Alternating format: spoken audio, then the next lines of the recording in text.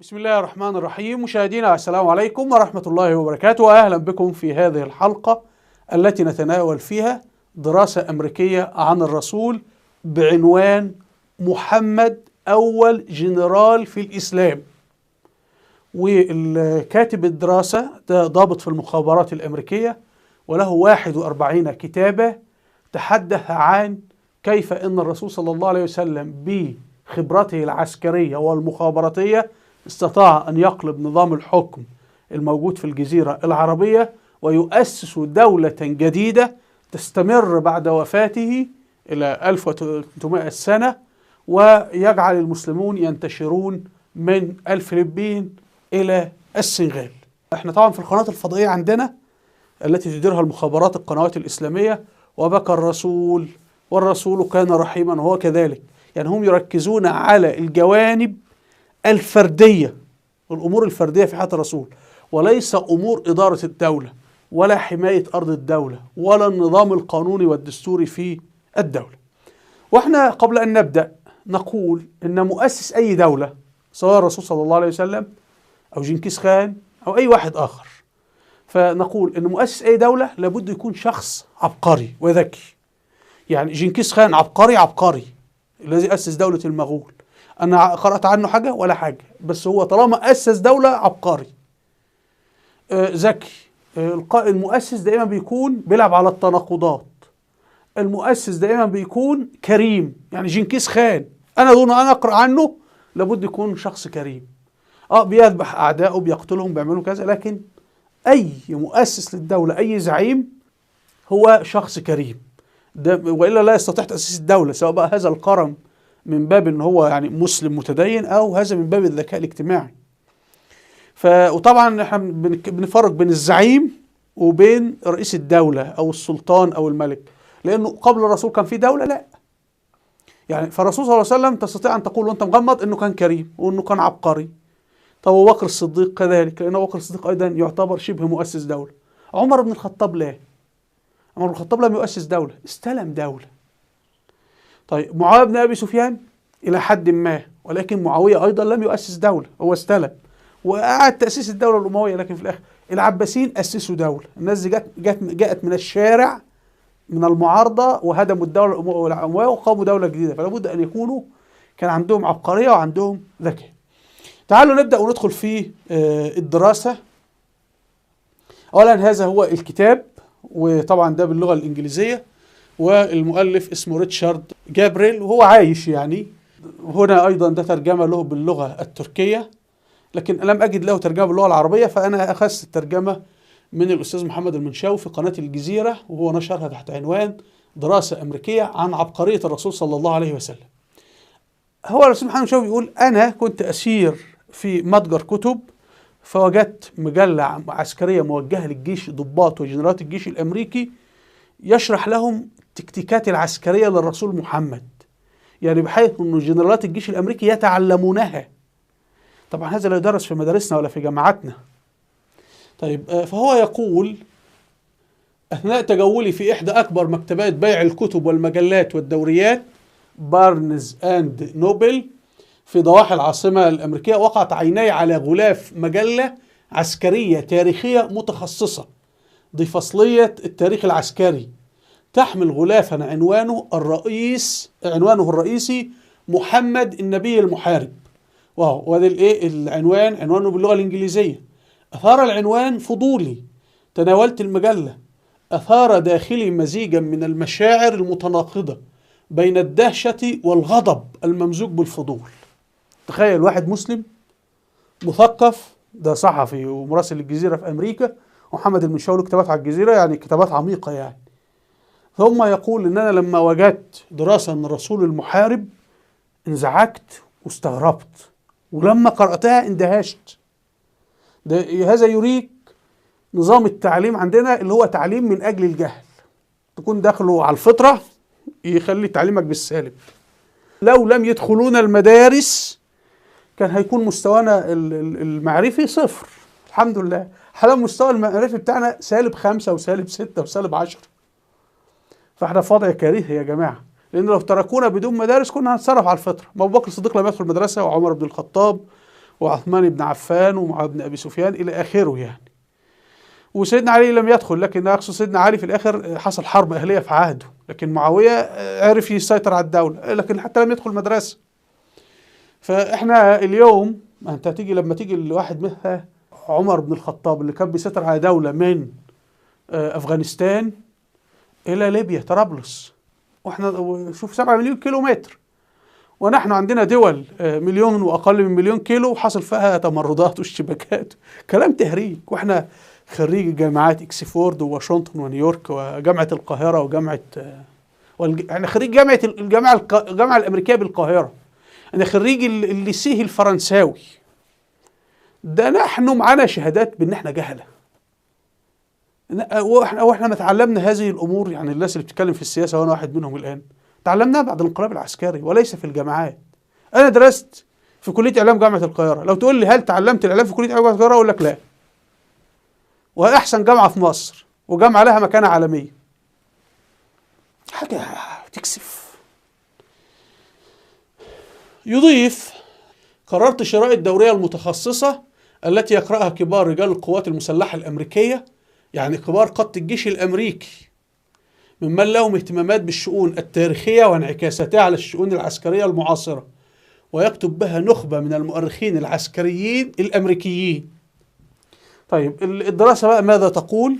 تقول إن عبقرية الرسول محمد ورؤيته العسكرية الفذة سبب بقاء الإسلام وانتشاره بعد وفاته. يقول لك إن هو عبقريته ليس إنه هو أحد القبائل العربية وأقام دولة وكذا، لا، حتى هو ميت أثاره ممتدة حتى اليوم. هذا هو العالم الإسلامي، هنا المدينة المنورة. لكن مين اللي أسس الدولة دي؟ أو من أول السنغال وغانا، يعني حتى المؤرخين المسلمين كانوا يقولون من غانا إلى فرغانا، فرغانا في الشرق. طبعا الآن العالم الإسلامي حتى داخل الصين، كاشغر في الصين، مسلمين أتراك الإيغور الصين بتقتلهم حاليا، وسيبيريا، كل ده عالم إسلامي. ومنين؟ من أندونيسيا. طبعا الفلبين على فكرة كان فيها دولة إسلامية، وفيتنام كان فيها دول إسلامية، المنطقة دي كان فيها دول إسلامية كلها أبيد المسلمون. وطبعا هنا كان في مسلمون أبيدوا، وهنا كان في دول إسلامية أبيدت، وهنا طبعا كانت الدولة العثمانية يعني، والمسلمين حكموا طبعا المنطقة دي كلها. والكونغو المسلمين حكموها. في كتاب اسمه سقوط عرب الكونغو، اكتبوه على جوجل، لا أعرف إن كان موجود PDF ولا لا، يتناول هذا. فأنت يعني عمليا يا جماعة، عمليا عشان نعرف هو الرسول محمد ده ماذا فعل وليه الراجل مندهش، أن هذا الرجل استطاع أنه يجعل هذا الدين الإسلام ينتشر من أول جنوب باريس. شوفوا خلاص عدينا من إيطاليا، طبعا كل هذا هكذا ده كله حكموا المسلمين، هكذا ده كله تحت سيطرة المسلمين. أهو لما تنظر على الخريطة تجد أنه لم يبقى إلا شمال أوروبا، ألمانيا والنمسا ودول ليتوانيا، حتى روسيا حكمها المسلمين على فكرة، وبريطانيا والصين والهند المسلمين حكموها طبعا 800 سنة، وسيبيريا واليابان.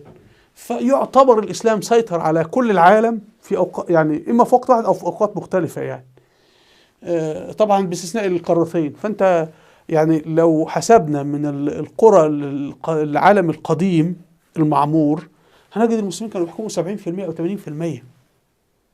الراجل ده عنده رؤية عسكرية تتعدى الوقت، اللحظة الوقتية. طيب هو المترجم ليس فيه تفسير ما هي رؤيته العسكرية. أنا أعتقد رؤيته العسكرية للرسول صلى الله عليه وسلم هي أنه الحصول على الجنسية بدخول الإسلام. بمعنى إيه؟ لما أنا اليوم أذهب إلى أمريكا أريد أحصل على الجنسية الأمريكية، أو أذهب إلى تركيا أريد أن أحصل على الجنسية التركية، فحضرتك تقدم طلب الحكومة الأمريكية أو الحكومة الكندية أو البريطانية أو التركية أو أي حكومة يعني من الحكومات، وهي تنظر تقول لك نقبلك أو لا نقبلك، نقبلك أو لا نقبلك، احنا نرفض. طيب بالنسبة للإسلام لا، ده أنت الذي تقرر الحصول على الجنسية. يعني أنت تقول أنا نطقت الشهادتين وتروح للحاكم المسلم، أنا أسلمت، هو ليس من حقي أن يرفض. أصبحت مواطن كامل المواطنة، تتمتع بكافة الحقوق السياسية والعسكرية، حق تدخل الجيش، حق تصبح السلطان الملك. احنا شاهدنا العبيد في مصر، المماليك والعبيد حكموا مصر وحكموا الهند مسلمين، وحكموا العراق والدولة العثمانية حكمها العبيد، كان قادة الجيش عبيد والوزراء عبيد باستثناء السلطان اللي هو كان عثماني تركي يعني. لكن هتجد العبيد حكموا هؤلاء. بتعمل ايه امريكا؟ سبب قوة امريكا، امريكا دولة جاذبة للعقول. انت اول ما تبقى عندك عقل، امريكا تقول لك اتفضل تعالى. انا الان اكلمكم على ايه؟ على اليوتيوب، اليوتيوب امريكي. يعني ما في وسيلة اعلامية في الدول اللي المفروض حكوماتها اسلامية سمحت لنا نكلمكم. لكن الامريكان حتى بيقول لك انت ما انتش معانا، ولكن تقدير العقل. فبقول لك اليوتيوب بيقول لك ايه؟ اذا كنت ترى ان عندك عقل اتفضل. تخيل، بدون سي في، يعني لا طلبوا سي في ولا شهاده تخرج ولا نعمل لك مقابله ولا الكلام التافه. تخيل انا قدمت في تلفزيون متخلف 3 مرات حتى لم يتصلوا بي، يعني تعالى اشتغل. يعني انا كنت عايز اساعدهم يعني، بس هم طبعا اتضح هم دعوا الجهاز مخابرات ما، فما اتصلوش بي. المهم، فاللي عاوز اقوله لك انه اي امبراطوريه بتكبر بانها تجذب العقول. خلاص، بتجيب ناس تجدد شبابها. ده اللي حصل في امريكا. لما تنظر في سر قوة الاسلام، هو انه الجنسية قرارك انت. يعني مين اللي بنى دولة الاسلام؟ العرب. طيب اي فئة حاكمة؟ فئة العرب هم الحكام في الخلافة الراشدة والدولة الاموية والدولة العباسية. اي فئة حاكمة او اي شعب بيحكم بيفسد، بيصبح هو بالاول بيبدأ جعان وفقير وحالة عوز وفقر. واحنا شاهدنا المسلمين الاوائل كانوا في الصحراء حتى لا ماء ولا طعام ولا كذا. بعد ما هذه الشعب الفقير الجعان الفقير يكبر، يصبح تأتيه الاموال والغنائم والضرائب الى اخره، يبدأ يختني، يبدأ يبقى مترف، يبدأ يبقى غبي، ثم يفسد. فتفسد النخبة الحاكمة اولا، ثم يفسد الشعب. فالمسلمون الاوائل اللي هم عرب بالاساس، اللي كانوا حكام الدولة، هؤلاء النخبة الحاكمة فسدت، النخبة الأموية في النهاية والنخبة العباسية بعد ذلك، وبدأت المسلمين العرب نفسهم يفسدون. لما فسد المسلمون العرب، مفروض في هذه الحالة الروم والأوروبيين يجي يحتلونا. لكن ما الذي حدث؟ شوف عبقرية الإسلام بقى، ده سر العبقرية. إنه فورا فيه الأتراك دخلوا حملوا الراية.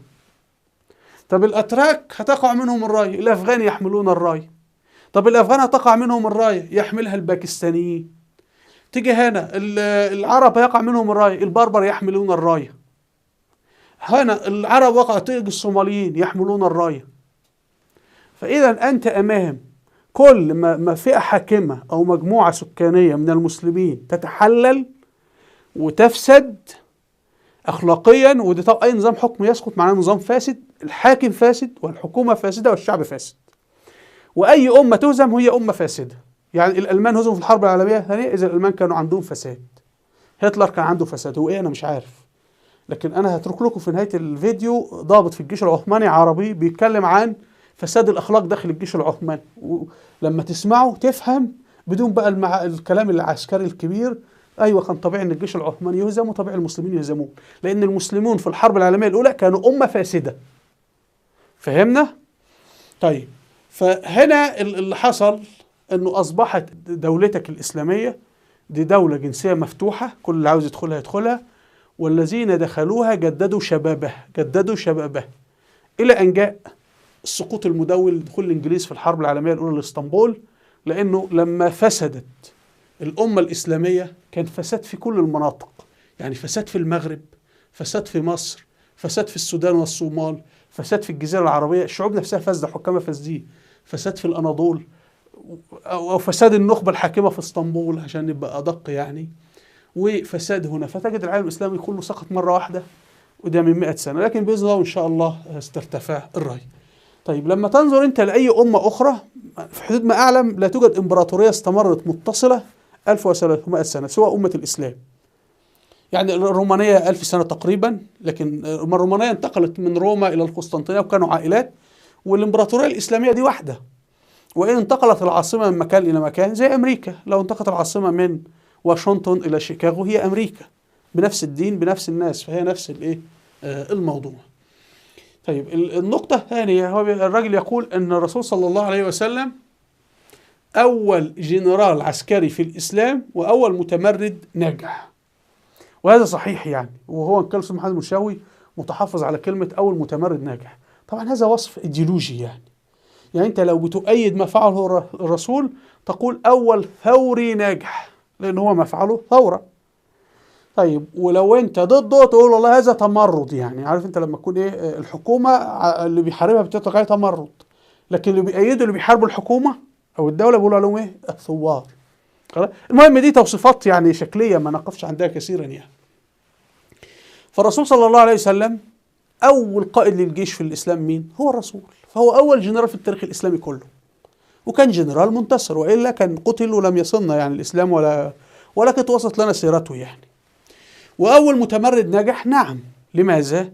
لأنه كان فيه نظام سياسي واجتماعي ودستور موجود في الجزيرة العربية. الجزيرة العربية كان ده يا جماعة ناس لهم دين، وكان عندهم ليبرالية في الدين، يعني أي صنم أنت عاوز تعبده اتفضل اعبده، وعندهم نظام اجتماعي وعندهم قانون وعندهم برلمان اللي هي اسمها دار الندوة، وعندهم حكومات ائتلافية في حالة مكة. والرسول صلى الله عليه وسلم قرر أنه يقلب نظام الحكم. هو في البداية قال لهم يعني اتركوني أدعو الإسلام، هم بدأوا حرب، يعني هم قالوا احنا والله مرحب بكل الأديان إلا الإسلام. نفس ما يحدث في أوروبا اليوم. أنت في أوروبا يقول لك إيه، أنت والله مسيحي كاثوليكي أهلا وسهلا، لو بتعبد الحمار أهلا وسهلا، لو هندوسي وماله، لو سيخ وماله، مسلم لا. احنا عندنا ليبرالية في كل الأديان إلا الإسلام. فهو نفس الموضوع يعني، ومش عاوزين نتطرق فيها أكثر. فهو اللي حصل إن الرسول عمل إيه؟ قلب نظام الحكم في مكة وأسس دولة جديدة على أنقاض الدويلات القائمة. طبعا أعداؤه اللي هم الكفار، طبعا أنا جايب اسم مسلسل يعني، هم كانوا بيقدموا الكفار بمنظر إنه مخيف وكذا، وطبعا ده كلام خطأ يعني، ما كانش الناس يعني شكلها مخيف ولا كذا. المهم، فمن منظور الكفار إنه تمرد عليهم وإنه هزمهم، وهم قالوا إنه الرسول بيفرق بين الأخ وأخيه والرجل وزوجته إلى آخره يعني، وده القرآن الكريم كله ذكره يعني. طيب أيضا قال إيه؟ تسبب الرسول محمد بوصفه قائدا عسكريا في نجاح المسلمين وغزا الإمبراطوريتين الرومانية والفارسية. انظروا على الخريطة، يعني بأي منطق واحد يكون موجود في الصحراء هنا في المدينة المنورة، وبعدين يطلق جيوشه في كل الاتجاهات تسيطر على الجزيرة العربية في حياته، أتباعه اللي هم المسلمين بعده يطلقوا الجيوش الأول على فارس فيجتاحوا بلاد فارس ويستمروا. أدي انظروا هذا من الإمبراطورية الفارسية. احنا وصلنا إلى دارباند في داخل روسيا هنا، يعني روسيا بتحتلها اليوم في عهد عمر بن الخطاب، تخيلوا. جنوب تركيا، الشام كله، طبعا الشام حلال لبنان، إسرائيل موجودة في مكان فلسطين إلى آخره. والجيوش الإسلامية انطلقت يعني في الإمبراطورية الرومانية، فحتى وصلوا إلى باريس، وبعد كده المسلمين الدولة العثمانية دخلت وصلت إلى هذا، والمسلمين دخلوا هنا من موسكو ودخلوا أيضا هنا إيه. المهم يعني العالم الإسلامي توسع، وبعدين والصومال قامت بفتوحات كبيرة في شرق إفريقيا، وعمان أيضا قامت بفتوحات ضخمة جدا في شرق إفريقيا. المسلمين البربر قاموا فتوحات كبيرة ونشر الإسلام في غرب أفريقيا، وقامت حضارات إسلامية كبيرة في جنوب الصحراء.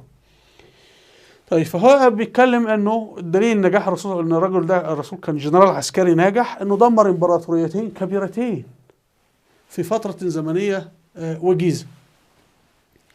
ايضا يقول ان الرسول صلى الله عليه وسلم خلال 10 سنوات قاد بنفسه في عقد واحد 8 معارك عسكرية.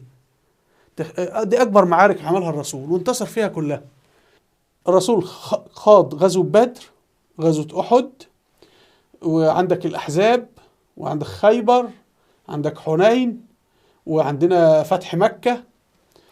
طيب وفيه خط تبوك، غزوة تبوك وغزوة مؤتة، يعني الرسول لم يقودها بنفسه إنما كان فيه 3 آخرين. فإذا نحن الرسول حكم 10 سنوات من 1 هجرية إلى 10 هجرية، توفى في أول 11 هجرية. فلديك كل سنة بيخوض حرب، فده طبعا راجل عسكري يعني بالإضافة إلى الجوانب أن الرسول نبي، يعني الجانب الديني، بالإضافة للجانب الإداري والدستوري في الدولة.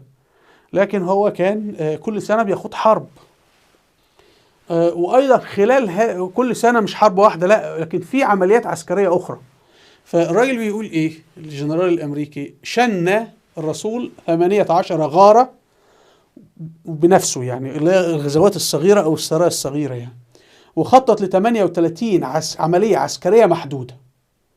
فانظروا على الخريطة، طبعا احنا عاملين اهو أسهم، بصوا المدينة المنورة، شوف بقى الرسول الحاجات الصغيرة، مثلا دومة الجندل، تيماء، أسد وطيء، قبائل أسد وطيء، غزوات لتميم، للميفعل، ليمامة، لذات العرق، لخثعم، لهوازن، لمكة، للطائف، لخيبر ذات السلاسل. احنا بنتكلم عن حاجات كتير. العمليات العسكرية اللي الرسول صلى الله عليه وسلم باشرها بنفسه أو أرسل غيره يقوم بها نحو 70 عملية عسكرية. فتخيل، كان بيحضر الجيش والقوات والجنود والخطة والتحرك، وكان عنده مخابرات. واكتب على اليوتيوب صبر مشهور علم المخابرات عند الرسول صلى الله عليه وسلم، ستجد انه احيانا في قبائل كانت تحاول تجمع قواتها بحيث تهجم على المدينة المنورة وتقتل الرسول. فكان عناصر الاستخبارات بتاع الرسول صلى الله عليه وسلم ترسل له المعلومات فورا، فكان يهاجم هذه القبائل قبل تجمعها. تخيلوا، فكانوا يهربون حتى قبل أن يتجمعوا. يقول المؤرخون عن خالد بن الوليد رضي الله عنه: كان لا ينام ولا ينيم. وأنا أعتقد الوصف ده أصدق على الرسول صلى الله عليه وسلم، ثم خالد بن الوليد بعد ذلك. فعمليات عسكرية ده معناها أن راجل ذو خبرة عسكرية كبيرة. طيب، هنا عبارة مهمة جدا، بيقول إيه؟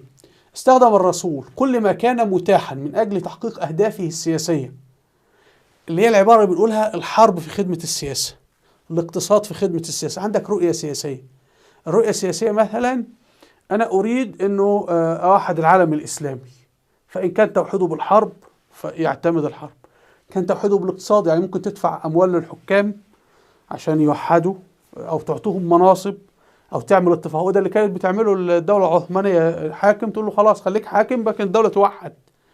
فبيستخدم وسائل السياسة وكل الوسائل يعني. نقرأ مرة أخرى: استخدم الرسول كل ما كان متاحا من أجل تحقيق أهدافه السياسية، فاستخدم وسائل عسكرية وغير عسكرية، مثل بناء التحالفات، الاغتيالات السياسية. سؤال: هل الرسول نفذ اغتيالات سياسية؟ كثيرا.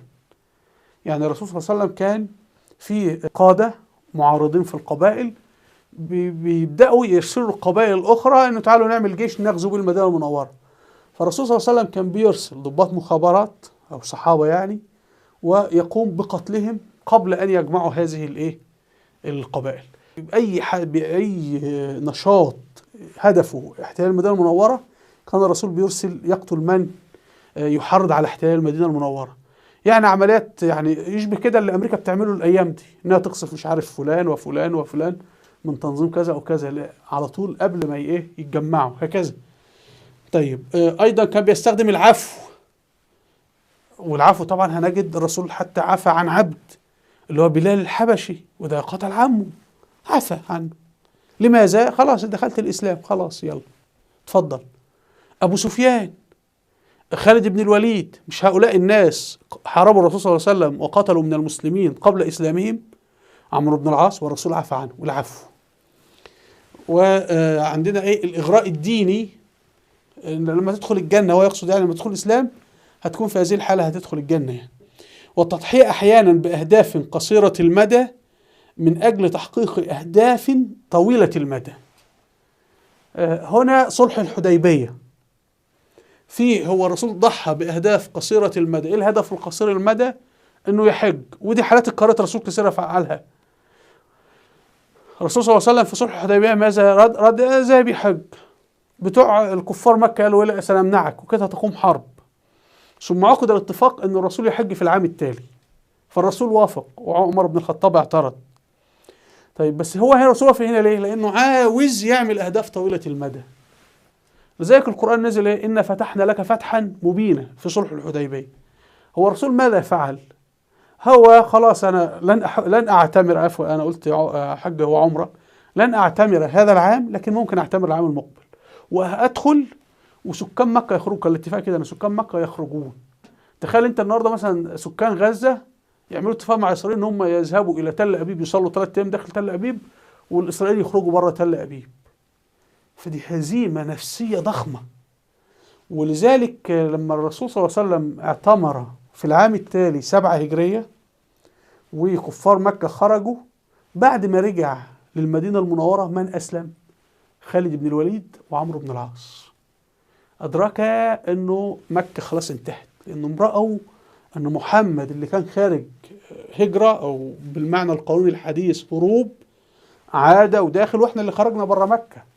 دي كسر لنفسية الكفار، ودي اللي أدت إلى استسلام مكة دون قتال يذكر في فتح مكة اللي جرى في صلح الحديبية. فالرسول ضحى بهدف قصير من أجل هدف طويل المدى.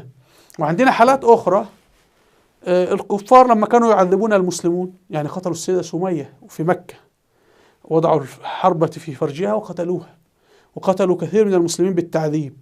فالرسول صلى الله عليه وسلم لم ينتقم منهم ولم يثأر منهم. الرسول تبع مبدأ إيه؟ مبدأ السلمية المؤقتة، إلى أن ذهب إلى المدينة المنورة أقام الدولة، بدأ يعمل. فهو هدفه البعيد إيه؟ الهدف الطويل الهدف اللي هو إقامة الدولة. طيب والهدف القصير انه يقتص لمقتل السيدة سمية فأجل الهدف القصير من أجل تحقيق هدف أكبر اللي هو إقامة الدولة. فده نموذج من اللي الراجل بيتكلم عنه. أيضا قال الرسول طبق نظريات ميكيافيلي اللي هو عالم السياسة، وأنا قرأت الميكيافيلي لعالم سياسة كبير، وإن كان في نصائح له عكس القرآن، والقرآن هو الصحيح يعني. ممكن نخصص حلقة لذلك بإذن الله إن شاء الله. وطبق نظرية الجنرال الألماني فون كلاوس اللي هو مؤلف كتاب عن الحرب، ده كتاب مهم. حتى في مفكر شيعي فلسطيني مسيحي منير شفيق يكتب على اليوتيوب، الدكتور منير شفيق، يعني كان أبوه يقول له من لم يقرأ كتاب عن الحرب لفون كلاوس لا يتحدث في السياسة. فالرسول صلى الله عليه وسلم طبق هذه النظريات قبل هم يكتبوها طبعا، الرسول يعني هم اللي بعد ذلك يعني كتبوا هذه الأمور، لكن هو طبقها بالفعل يعني. أيضا الرسول صلى الله عليه وسلم استخدم القوة من أجل تحقيق مكاسب سياسية. القاعدة اللي موجودة في كل دول العالم الآن أنه العسكريين تحت أوامر السياسيين، والحرب في خدمة السياسة، والحرب هي امتداد للسياسة بالنيران. أنا هدفي إيه؟ هدفي إن أنا أدخل مكة، زي ما روسيا اليوم بتحاول تحتل أوكرانيا. هدف إيه؟ تحتل أوكرانيا. فوالله إذا أقنعنا الشعب الأوكراني يسلم بدون حرب أهلا وسهلا. إذا دفعنا رشاوى القادة العسكريين في أوكرانيا وسلمونا البلد أهلا وسهلا.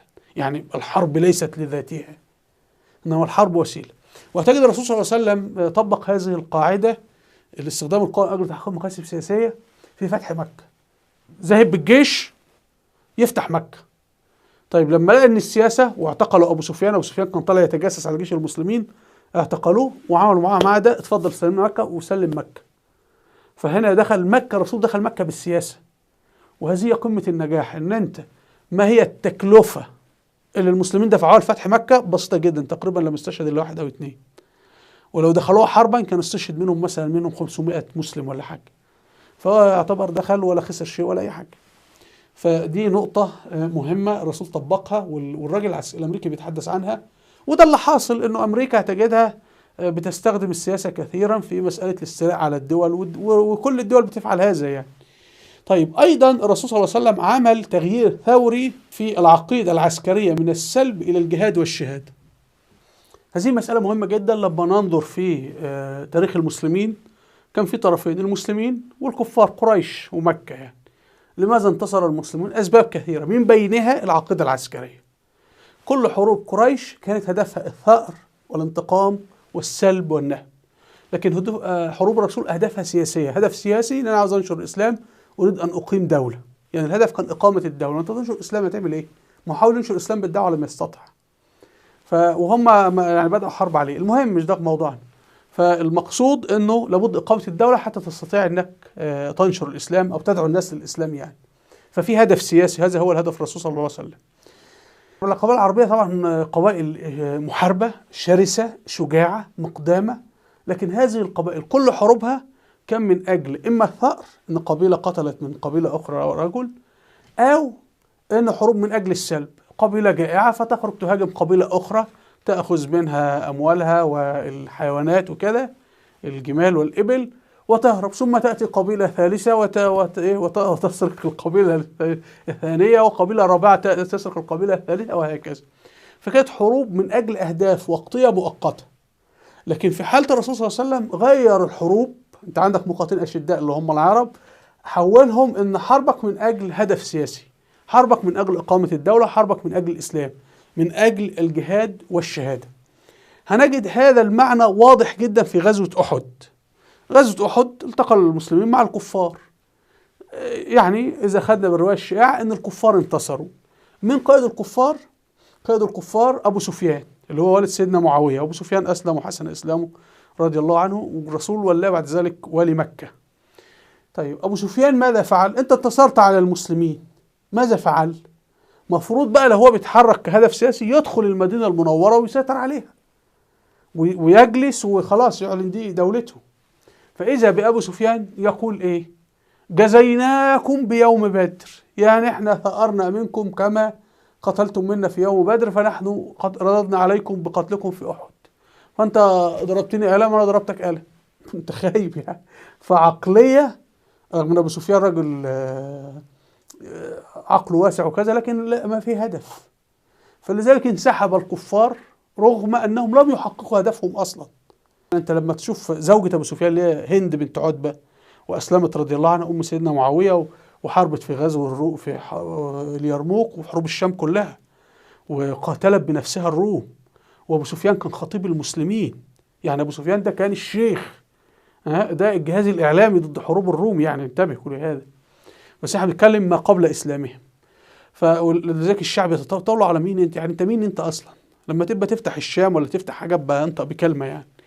المهم، فهند رضي الله عنها ماذا فعلت؟ قالت والله انا شفيت غليلي ان انا قتلت حمزه اللي هو قتل ابي واخي وعمي في المسلمين، قتلوا اقاربها في غزوه بدر.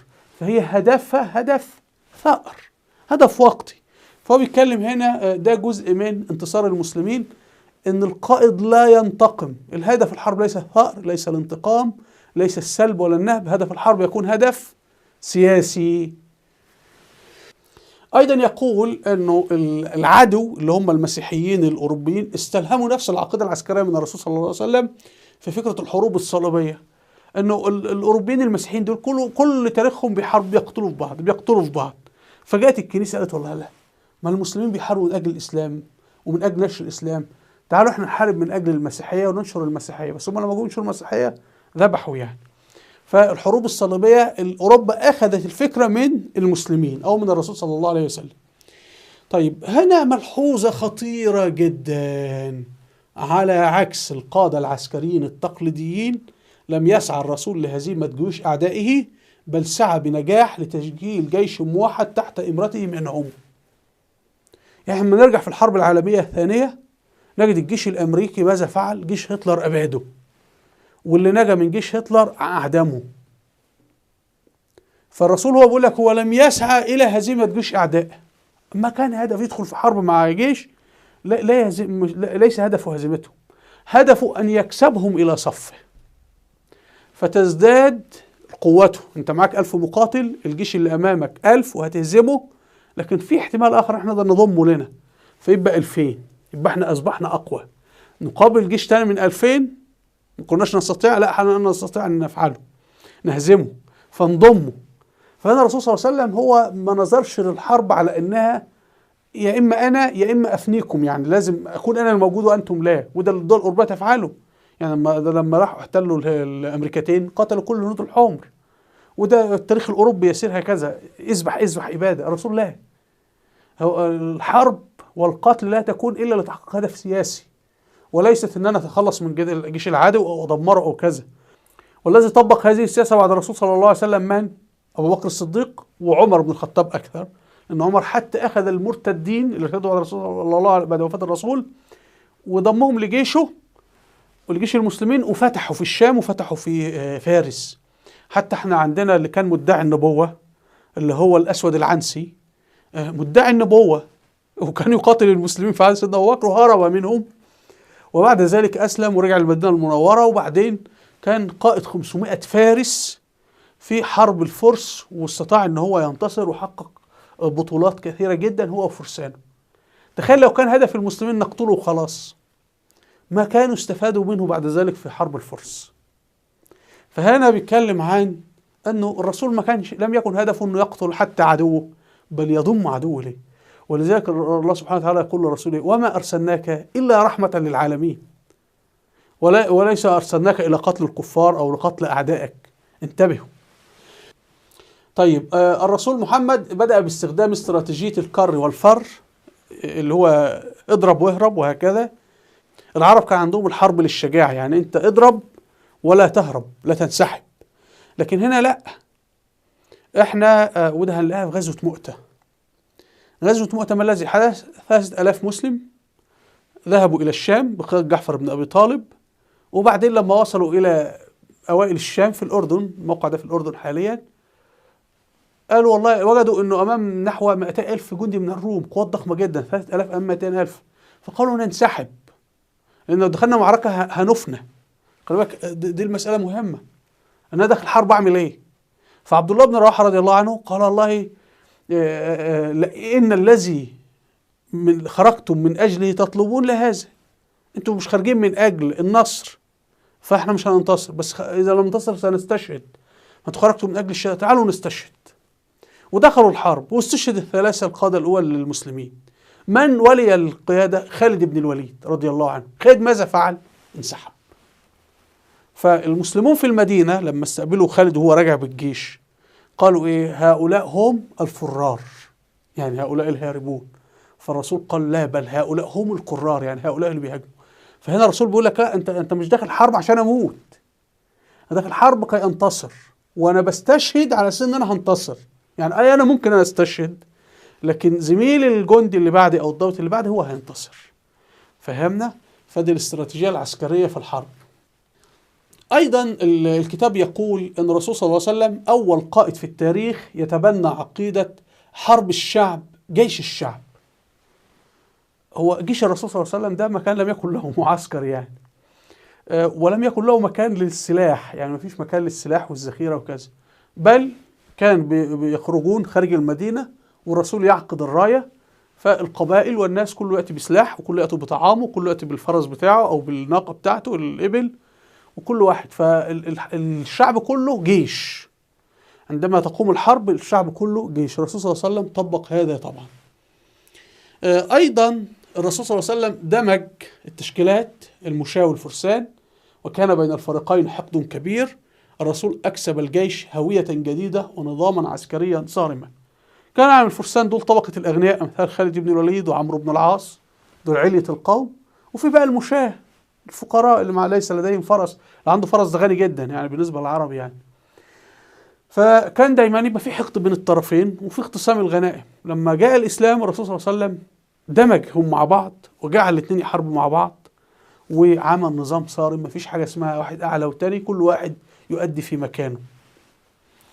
أيضا بيتحدث عن الحروب ما قبل الرسول صلى الله عليه وسلم، فيقول: كانت الحروب صغيرة، لم يكن هناك ضابط أو رابط لتوقيت المعارك أو موعد تجمع المقاتلين، فقد كان ينضم المقاتل وقد يغادر أرض المعركة قبل أن تنتهي إذا حظي بغنائم ترضيه. الحروب قبل الرسول صلى الله عليه وسلم بين القبائل العربية كان احنا شيخ القبيلة بيعقد الراية، يأتي بالعلم ويضعه، من يريد أن يأتي يأتي، ومن لا يريد لا يأتي. ولما يدخلوا في الحرب أي محارب من القبيلتين خلاص مزاجه أنه يترك المعركة وخلاص. أحيانا بيبقى الجنود دول لما يجدوا أن أنا استطعت أن أنا أخذ مثلا كم جمل أو كم ناقة فيترك المعركة ويسيب القبيلة ويمشي. والحروب عند العرب لم تكن تقوم من أجل انك تقضي على القبيله الاخرى، زيك لن تجد قبيله افنيت في الحروب دي، هي كلها حروب ايه؟ هنسرق ونمشي. فالقبيله المهزومه كان في الغالب بتنسحب وتسيب اموالها، فالقبيله الاخرى تاخذها وخلاص تنطلق يعني. فالمساله رياضيه يعني، وده اللي هتجدوه كان في الجزيره العربيه من 100 سنه. طيب لما الرسول صلى الله عليه وسلم جه قال: لا، ما في حاجه اسمها تنسحب، في قائد، لا يكون هناك انسحاب الا بامر القائد. ثانيا لما العلم يوضع الكل يتطوع. لم يكن في تجنيد في عهد الرسول صلى الله عليه وسلم، ولا في عهد الخلافة الراشدة، ولا في عهد الدولة الأموية. كان المسألة تطوعا، بس المسلمين كان طبعا العقيدة قوية، فكانت الناس بتقبل على الحرب والقتال. وهذا نحن ما شاهدناه في مصر مثلا لما الجيش الإسرائيلي دخل السويس، مدينة السويس 1973، كان فيها 5000 مدني كلهم حملوا السلاح وحاربوا. الجيش النظامي سلم في السويس، انسحب، وأنور السادات أمر بالاستسلام، لكن المدنيين رفضوا. فده المسلمين لما يكونوا على حق يحاربوا ويقاتلوا بقوة. يعني لما هترك لكم مذكرات الضابط في الجيش العثماني بيتحدث عن هروب الجنود من الجيش العثماني في الحرب، انت مش قادر تمسكهم. ده اللي كان بيحصل اهو قبل الإسلام، لكن الإسلام كان بيجعلهم الجندي يصبر ويصمت في المعركة. أرجو مشاهدينا أن تكون الصورة قد وضحت. وفي الختام أنا كنت عاوز أضع لكم كتاب مذكرات ضابط في الجيش العثماني، اسمعوا على اليوتيوب، لكن كنت عامل فيديو سابق عن صفات القائد أو مؤسس الدولة، فأرجو الاستماع لهذا الكتاب. ودايما القائد المؤسس الدولة راجل عبقري، اسمه الرسول صلى الله عليه وسلم، اسمه جنكيز خان، أيا ما كان اسمه. وهؤلاء العباقرة يظهرون في الفوضى. يعني الرسول صلى الله عليه وسلم نشأ في بيئة فيها فوضى، قبائل متناحرة وكذا. سيدنا عيسى نشأ في ظل دولة، في قانون وسلطان وامبراطور وكذا، وزي قتلوه. فالعبقري لما يوجد في بيئة منظمة أحيانا تقتل عبقريته، يعني يضعونه في السجن والمعتقلات كما في مصر يعني، وفي الأنظمة عندنا. لما يكون في حالة فوضى فيبقى خلاص هو بذكاء يعرف يلعب على التناقضات الموجودة بين الآخرين يعني. المهم، صفات الرجل الذي يؤسس دولة أو يقود ثورة له صفات عديدة. أنا وضعت 10 صفات، وبإذن الله إن شاء الله عندي فيديو آخر استكمل باقي الصفات. أرجو الاستماع إلى هذا الفيديو. وهنا فهرس فيديوهاتي على اليوتيوب، أرجو الاستماع إليها. أسفل الفيديو رابط صفحاتي على الفيسبوك وتويتر. وهنا قائمة الفيديوهات الوثائقية والتاريخية، أرجو أن تشاهدوها لأئمة في مجال التاريخ.